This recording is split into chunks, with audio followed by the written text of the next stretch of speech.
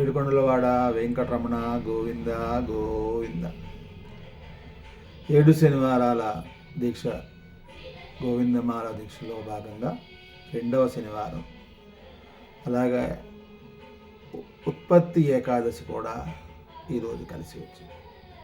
ఈనాటి రోజునే మురాసురుడు అనే రాక్షసుని సంహరించే సమయంలో స్వామివారు ఎన్నో రోజులు యుద్ధం చేసి స్వామివారు అలసిపోయి కాసేపు విశ్రమించడానికి ఆయన ఉరువులను అలా రాసి రాగానే ఆయన నుంచి ఒక స్త్రీ ఉద్భవించింది. ఆమె ఏకాదశిది. ఆ తర్వాత స్వామివారు విశ్రమించినప్పుడు స్వామివారి తరపున ఆమె మురాసురునితో యుద్ధం చేసింది. ఆ తర్వాత మురాసురుని స్వామివారు సంహరించారు. అలా మురాసుర సంహారంలో స్వామివారి నుంచి వచ్చినటువంటి ఏకాదశి దేవి ఎంతో పవిత్రమైనదిగా స్వామివారి భక్తులందరికీ. అదేవిధంగా ఏకాదశి వ్రతము మించిన వ్రతము ఈ ప్రపంచంలో ఏదీ లేదు. ఏకాదశి ఉపవాసం అనేది ఒకప్పుడు మన సాంప్రదాయంలో అందరూ చేసేవాళ్ళు. ఇటీవల కాలంలోనే జపాన్కు సంబంధించిన ఒక శాస్త్రవేత్తకు నోబెల్ బహుమతి వచ్చింది. ప్రతి ఫోర్త్ నైట్ అని చెప్పేవాడు, అంటే 15 రోజులకు ఒకసారి ఉపవాసం ఉంటే మన శరీరంలో ఏదైనా ఒక కణాలు కనుక అవి డ్యామేజ్ అవుతూ ఉంటే వాటిని శరీరం తనంతట తానే వాటిని తొలగించుకుంటుంది. అంటే క్యాన్సర్ లాంటి వాటిని రాకుండా చేయడానికి ఉపయోగపడుతుంది అని ఆయన ఒక రీసెర్చ్ పేపర్ ఇచ్చితే దానికి సంబంధించి నోబెల్ ప్రైజ్ ఇచ్చారు. ఇది మనం ఎప్పటి నుంచో చేస్తున్నదే ఏకాదశి వ్రతం. అది పక్కన పెడితే ఇక ఈ 2వ శనివారం రోజు మనం స్వామివారికి ఎంతో ఇష్టమైనటువంటి ఒక భక్తుని గురించి చెప్పుకుంటున్నాం. ఆయన పేరు భీముడు. ఈయన తిరుపతి సమీపంలో ఉన్న ఒక పల్లెకు సంబంధించినటువంటి కుమ్మరివాడు. ఈ కుమ్మరివాడైనటువంటి భీముడు రోజు కుండలు చేసుకుంటూ ఉంటాడు. ఇతని కుండలు చేయకపోతే ఇతనికి రోజు గడవదు. అటువంటి ఈ భీముడు రోజు కుండలు చేస్తూ స్వామివారి మీద అత్యంత భక్తి కలిగి ఉండి స్వామివారి ప్రతిమని కొంత దూరంలో ఏర్పరచుకుంటే ఈయన ఏదైతే ఈ మట్టిని తొక్కుతూ ఈ మట్టినితో కుండలు చేస్తూ ఉన్నాడో, కొండ సారే అంటాం దాన్ని, అక్కడే ఆయన చేతితోటి పువ్వులాగా చేసి, మట్టి పువ్వులు చూసే ఉంటారు, ఆ మట్టి పువ్వులని స్వామివారి పాదాల దగ్గర పడే విధంగా విసురుతూ తన పని తను చేసుకుంటూ స్వామివారికి వాటిని విసురుతూ ఉన్నాడు. ఇలా ఆయన స్వామివారి సేవలో తరిస్తూ తన పని తను చేసుకుంటూ ఉన్నాడు.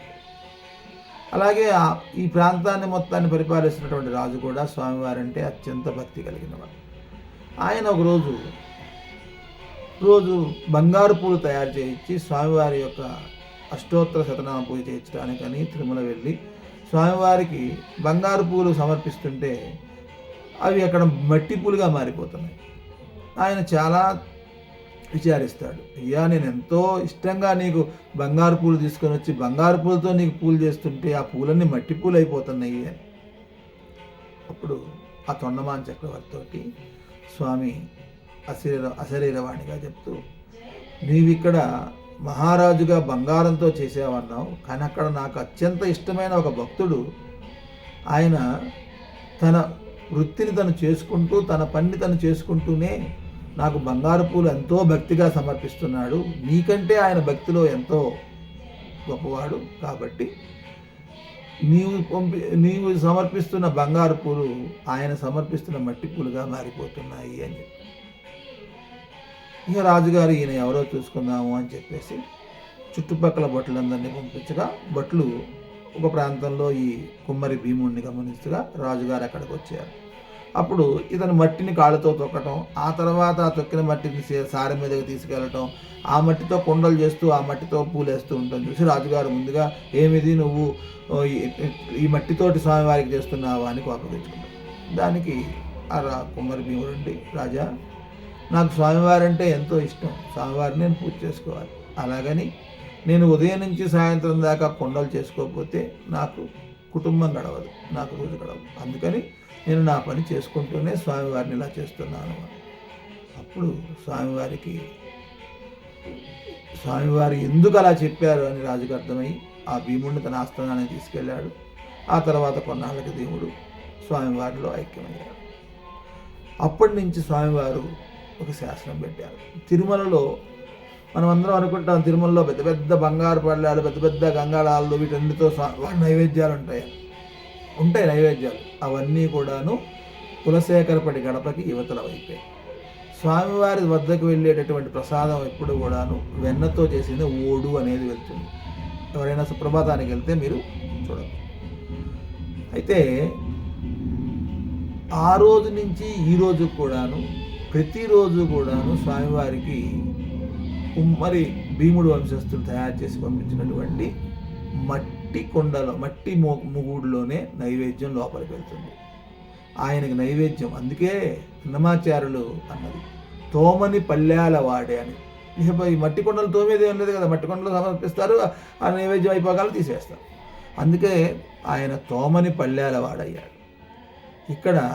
అందుకే నేను చాలామందికి చెప్తూ ఉంటాను కూడాను, మా ఇంట్లో మేము భజన పెట్టుకుంటాము, మేము అది చేస్తాము, ఇది చేస్తాము, ఆర్భాటాలకు వెళ్తాము, మా అరటి చెట్లు నరికి అరటి బోధులు పెడతాము, పెద్ద పెద్ద అలంకరణలు చేస్తాము. ఇవన్నీ స్వామివారు చూడరు.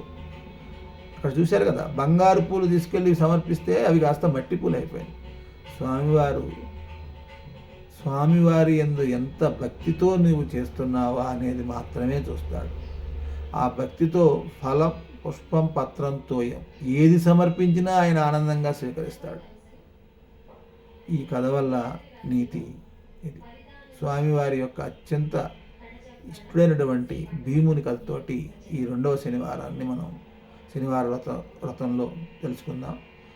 మరలా వచ్చే వారం మరి ఒక భక్తుని గురించి తెలుసుకుందాం. ఓం నమో వెంకటేశాయ. ఏడుకొండలవాడ వెంకటరమణ గోవింద గోవింద.